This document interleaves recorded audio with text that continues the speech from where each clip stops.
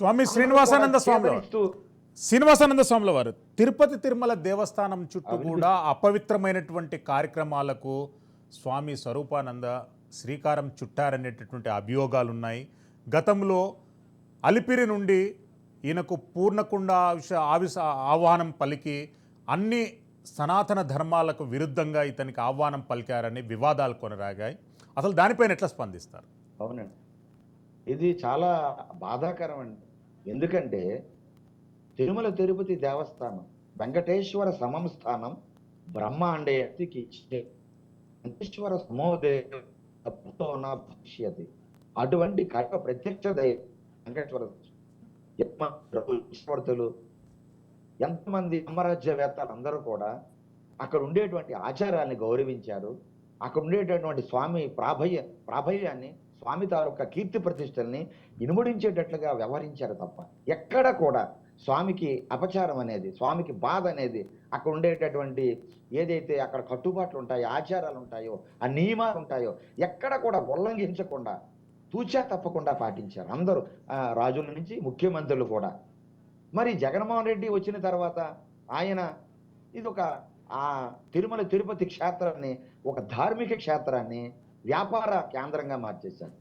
ఒక ధార్మిక పుణ్యక్షేత్రాన్ని వ్యాపార క్షేత్రంగా వారి ఇష్టారాజ్యముగా మార్చేసి చివరికి గదులు వ్యాపారం, లడ్డూలు ప్రసాదం వ్యాపారం, అక్కడ ఉండేటువంటి శ్రీవాణి ట్రస్ట్ పెట్టి 10,000 రూపాయలు టిక్కెట్లు అని చెప్పి అది వ్యాపారం. ఒకటేంటండి, మొత్తం తిరుమల క్షేత్రంలో ఆ టిక్కెట్ రకరకాలుగా బ్లాక్లో అమ్ముకోవడం, వారి ఇష్టం వచ్చిన వారికి బ్రేక్ దర్శనాలని, సామాన్యులు ఇబ్బంది పెట్టడం, విఐపి దర్శనాలని, వారికి నచ్చిన వాళ్ళని, మంత్రులు వస్తే ఒక్కొక్క మంత్రి వెనక 100 మంది 150 మందిని పోలో మంది తీసుకుపోవడం, ఏమనంటే మా ఇష్టం, ప్రభుత్వం మా చేతిలో ఉంది అని ఇష్టానుసారంగా భేషజంగా మాట్లాడడం, గర్వంగా ప్రవర్తించడం.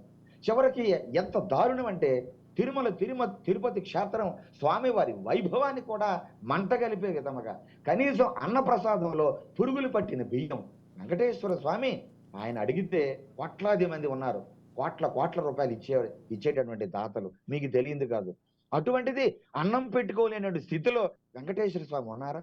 పురుగులు పట్టిన బియ్యంతో వ్యాపారం చేసుకొని వాళ్ళకి నచ్చిన వ్యక్తులకు కాంట్రాక్ట్లు ఇచ్చేసి నాసిరకమైనటువంటి వస్తువులు, ఆ గొడాముల్లో నాసిరకమైన వస్తువులు అపరిశుభ్రంగా ఉండడం. ఈ మధ్యనే అవన్నీ స్వామి శ్రీనివాసానంద సరస్వతి అవన్నీ చిన్న అంశాలు. ప్రధానమైనటువంటి అభియోగం ఏంటంటే తిరుపతి తిరుమల దేవస్థానం పాలక మండలి సభ్యుల నియమించేందుకు సుమారు 25 కోట్ల వరకు లంచాలు తీసుకున్నట్టు స్వామీజీ మీద అభియోగాలు ఉన్నాయి. సాహితీ ఇన్ఫ్రా అధినేతను టీటీడీ బోర్డు సభ్యులుగా చేయడానికి 25 కోట్ల రూపాయలు లంచంగా తీసుకున్నారని ఓపెన్ అలిగేషన్ ఉన్నాయి. దీనిపైన మీరు ఎట్లాంటి విచారణకు డిమాండ్ చేస్తారు? తప్పనిసరిగా అండి, ఇవన్నీ కూడా సమాజంలో ఏది దాగదండి. బయటకు ఒక్కొక్కటి ఈయన చేసిన అఘాయిత్యాలు, ఈయన చేసిన అకృత్యాలు, ఈ దందాలన్నీ కూడా మాయ మాటలు చెప్పి పూజలు చేసి మీకు ఏదో అయిపోతుందని, పూజలు చేసి హోమాలు చేసి మీకు ఆ టీటీడీ మెంబర్స్ ఇస్తామని, లేకపోతే సింహాచల దేవస్థానంలో అన్నవరం ఒక టీటీడీ కాదండి, ఈయన చాలా వరకు పైరవీలు చేశారండి. ఇది సుస్పష్టం, అందరికీ జగమెరిగిన సత్యం.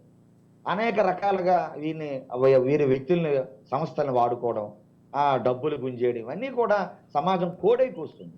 కాబట్టి దీనిపైన తప్పనిసరిగా ఇప్పుడు ఉండేటువంటి ఈ కూటమి ప్రభుత్వాన్ని ఒక సమగ్రమైన విచారణ జరిపించాలని, ఆశ్రమంలో ఈయనకి ఇన్ని 100 కోట్ల 1000 కోట్ల రూపాయలు ఎలాగొచ్చాయి? ఒక ఆశ్రమాన్ని నిర్వహించేటటువంటి వ్యక్తులకి ఒక 5 సంవత్సరాల్లో ఇన్ని 1000 కోట్ల ధనం ఎలాగొస్తుంది? ఇవి ఎంత విలాసవంతమైనటువంటి భవనాలు, కారులు కానివ్వండి, ఇవన్నీ అవసరమా?